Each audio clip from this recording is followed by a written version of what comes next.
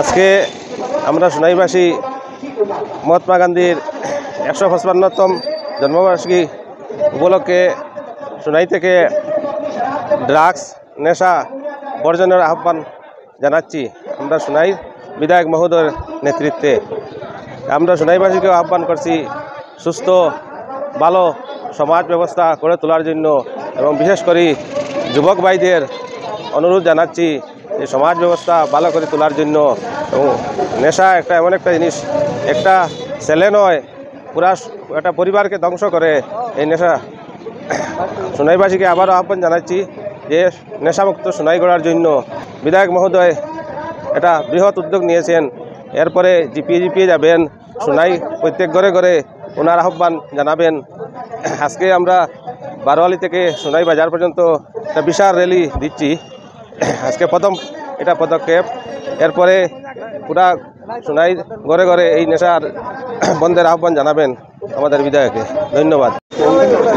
আজকে আমরা গান্ধী জয়ন্তী হিসাবে সোনাইয়ের মাননীয় বিধায়ক আলহাজ করিমউদ্দিন বড়ভূঁইয়া মহোদয়ের নেতৃত্বে প্রভাত ফেরি নিয়ে অগ্রসর হচ্ছি।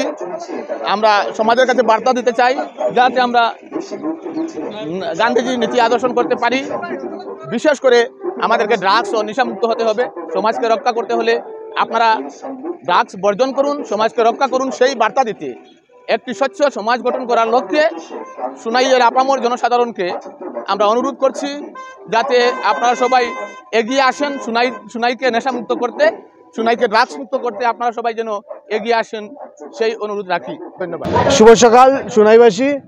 তো আপনারা ইতিমধ্যে দেখতে পাচ্ছেন একটি ড্রাগস এবং নেশামুক্ত একটি র্যালি চলছে গান্ধী জয়ন্তী উপলক্ষে। আজকে সমস্ত আসামে বিভিন্ন দল সংগঠন আজকে র্যালি করছে। তারই মধ্যে কিছুদিন আগে সমাজকে সচেতন করার জন্য আমরা একটা সিদ্ধান্ত নিয়েছি মাননীয় বিধায়কের নেতৃত্বে। সোনাইতেও আজকে একটি র্যালি বাইর করব, প্রভাত র্যালি। উক্ত র্যালিতে সোনাইয়ের প্রত্যেক গ্রামগঞ্জ থেকে মানুষগণ এসে উপস্থিত হয়েছেন এবং জাগ্রত র্যালিতে একে একে করে যোগ দিচ্ছেন।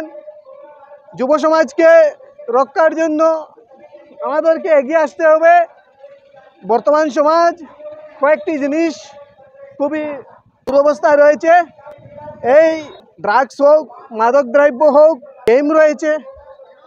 এই সমস্ত গেমের কারণে নেশা আসক্ত, যেগুলা গেম হচ্ছে নেশা আসক্ত, গেমের কারণে অনেক পরিবার অসহায়, অনেক মা বাবা অসহায়। তাই অনেক মানুষ বিধায়কের দ্বারস্থ হয়েছেন কিছু একটা করার জন্য। তাই বিধায়ক ওনাদের অনেকজনের আর্তনাদ শুনে একটি অসাধারণ পদক্ষেপ নিয়েছেন। ধন্যবাদ।